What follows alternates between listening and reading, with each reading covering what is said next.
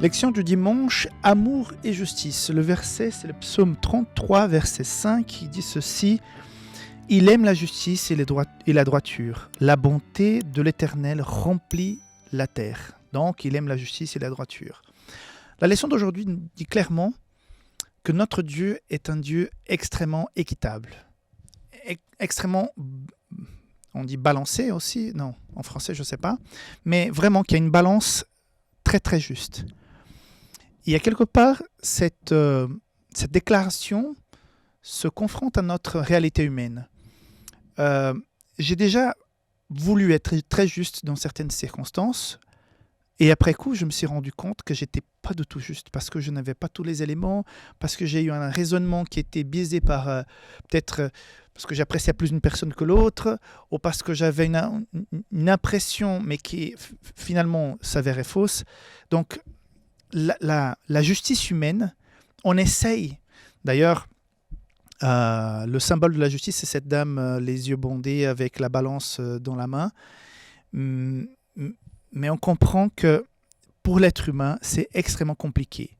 Par contre, comme nous avons vu dans le verset mémorisé, Dieu aime la justice et l'équité. Donc, le premier message que ça m'envoie dans la leçon d'aujourd'hui, c'est est-ce que je cherche effectivement à être le plus juste, le plus droit dans les choses que je fais, dans les négoces que je fais, dans les transactions, dans la parole que j'engage. En tant que chrétien, et la Bible dit, notre oui doit être un oui, notre non doit être un non.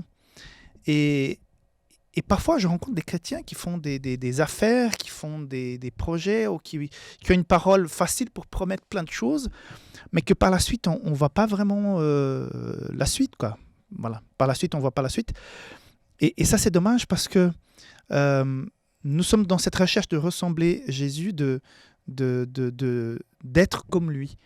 Et je pense que surtout par rapport à la parole, c'est difficile, je constate, hein, mais d'être le plus juste par rapport à ses engagements, à ce qu'on dit, à ce qu'on s'engage. Et si jamais on ne peut pas tenir l'engagement, avertir et non disparaître dans la nature. Donc, c'est une invitation à être plus sérieux, plus engagé, parce que Dieu, il a fait les choses, même par rapport à les êtres humains. Hein. Nous avons vu la semaine dernière, Dieu est capable d'aimer même quelqu'un que nous, êtres humains, nous serions vraiment, pour nous, ça nous dépasserait d'aimer telle personne parce qu'elle a fait ceci ou cela. Mais Dieu traite chacun de la même manière.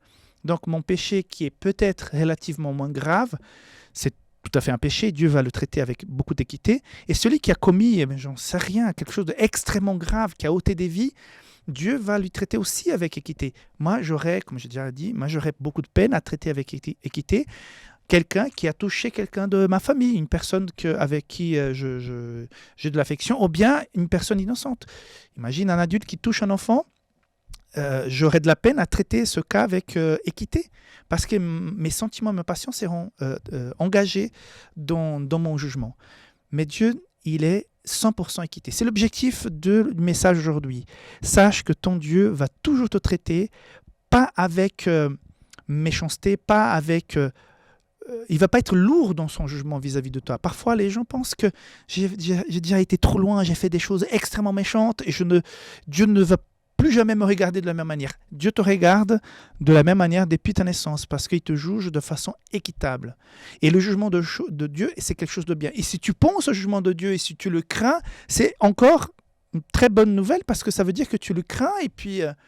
ça veut dire que l'Esprit Saint agit en toi. Donc, si tu crains Dieu, même au point de penser qu'il ne va pas te pardonner, c'est qu'à quelque part, tu es sensible à cette voix. Donc, il faut avancer avec assurance en croyant qu'il y a de l'amour qui est mêlé à la justice de Dieu. Donc, l'amour et la justice vont du Père. Une phrase très importante, au début du premier paragraphe, le véritable amour exige la justice. Et la véritable justice ne peut s'exercer que dans l'amour.